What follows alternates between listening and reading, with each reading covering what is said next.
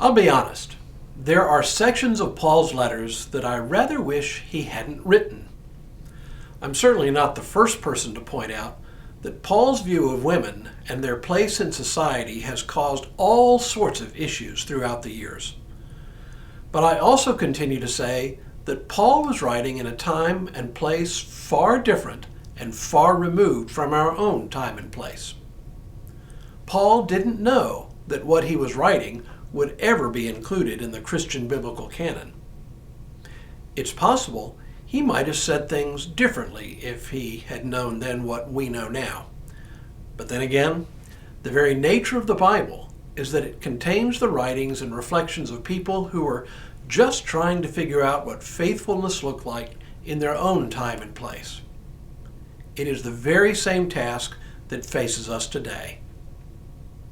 Hello, I'm Stuart Baskin, pastor of First Presbyterian Church of Tyler, Texas, and this is your daily devotional for Tuesday, March 29th, 2022. So, how do we know what we're supposed to believe and do as Christian people? For some, opening the Bible is all about finding specific answers to specific questions. And that is certainly one way to look at it. Bible scholar and teacher Peter Enns suggests, though, correctly I think, that the Bible isn't best approached as an answer book, though that's how most of us treat it. Instead, he suggests that it is a book that invites us into an ongoing quest for wisdom as we read how our forebears tried to work out some of the very same questions. The issue is that the Bible doesn't deal with every situation we face in life. So rather than look for specific answers, better to read it as something more like a hiker's map, where some trails are clearly marked, but where there is freedom to find one's own way through the wilderness. With that in mind, we can approach a difficult passage in 1 Corinthians chapter 11 with a little more confidence. Let me read just a portion of this difficult passage. Some of you, I'll bet, will find the hair on the back of your head standing on end as I read it. But I want you to understand that Christ is the head of every man, and the husband is the head of his wife, and God is the head of Christ. Any man who prays or prophesies with something on his head disgraces his head. But any woman who prays or prophesies with her head unveiled disgraces her head. It is one and the same thing as having her head shaved. For if a woman will not veil herself, then she should cut off her hair. But if it is disgraceful for a woman to have her hair cut off or to be shaved, she should wear a veil.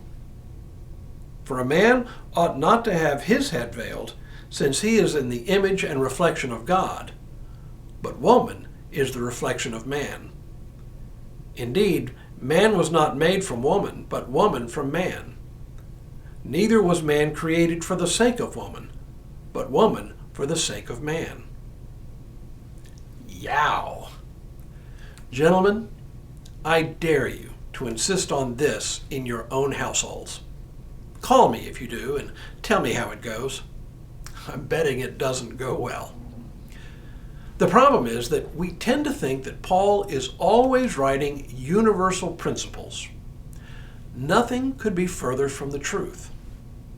Paul was writing a letter to a particular church, in a particular city, in a particular time. We are not that same church. We don't live in that culture, and we don't live in that time. Instead of thinking of this as Paul's fixed and final instructions on the relationship between men and women for all time, what if instead we look at this as his advice to that church about how to deal with a particular controversy, one that is time-bound and not timeless? We already know the Corinthians were arguing about a great many things. What if Paul was just trying to take this issue off the table for the time being? In fact, 1 Corinthians 11 goes on to take up yet another controversy in the congregation, this one having to do with how they practiced the Lord's Supper. I urge you to read this section to get a flavor of the controversy. Paul's answer to it, though, is brilliant, and in a very real sense, places the controversy about the role of women in a distinctly secondary place. Not the women, but the controversy.